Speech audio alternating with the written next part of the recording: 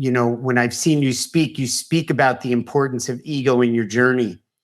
Expand, share with our listeners how embracing ego has benefited you and your leadership experiences. So I am so glad you brought that up because it's one of my favorite things to talk about because it's sort of counterintuitive to what most people think about ego. So this was really, I have to credit Coach K, Mike Krzyzewski, who wrote the foreword for my book. This is something I learned from Coach K. So I was fortunate enough to serve on the board of the Coach K Center on Leadership and Ethics at Duke University for a couple of years. So I got to interact with Coach K a bit. And I remember it was this breakfast that our board had with him when he was coaching the US national basketball team, right? He was coaching our men's Olympic basketball team. They brought home Woohoo! several gold medals. Yeah, really an amazing team, an incredible coach.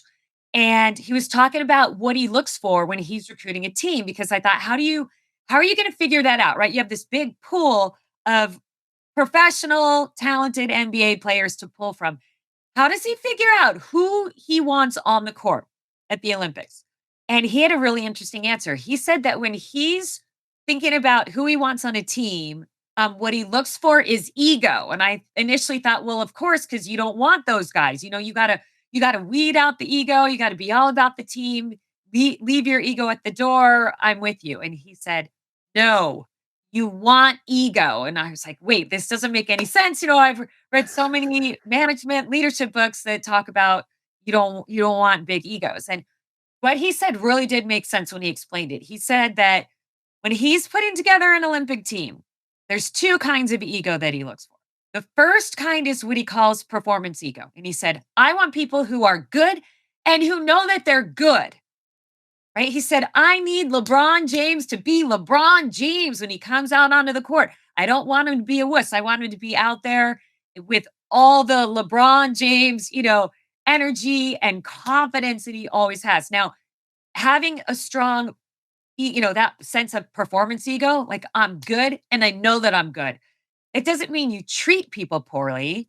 It doesn't mean you're arrogant. It just means you're good and you know that you're good, right? And I thought, okay, when I'm looking for teams that I want to climb a mountain with, I want people with that sense of performance ego.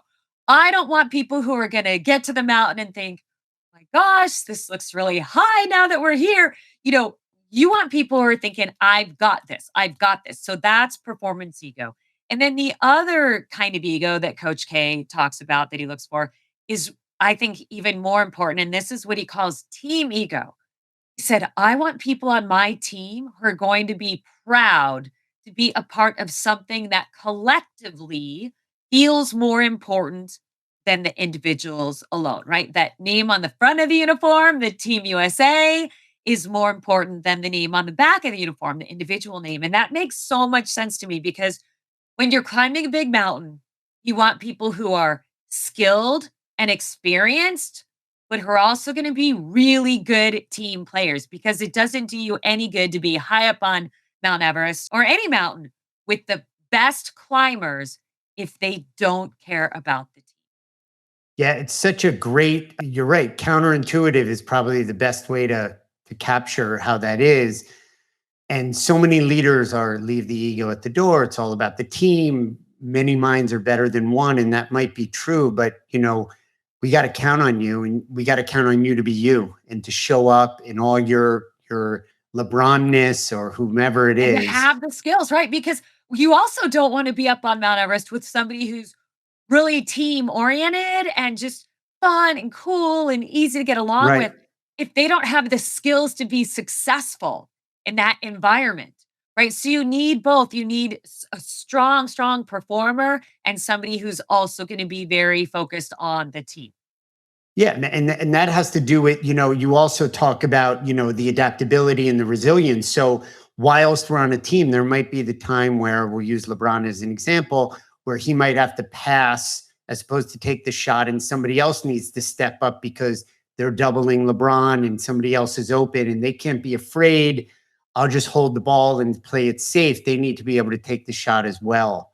Coach K is brilliant. He not only turned that program around, but the leader of leaders, to be able to have those egos that he pulled towards them and created a harvested their egos, if you will, in a way where let them expand and be who they are. What a way, because he's saying to himself, I have enough of an ego where I'm going to manage and lead this group as well because I can do it and I know I can do it.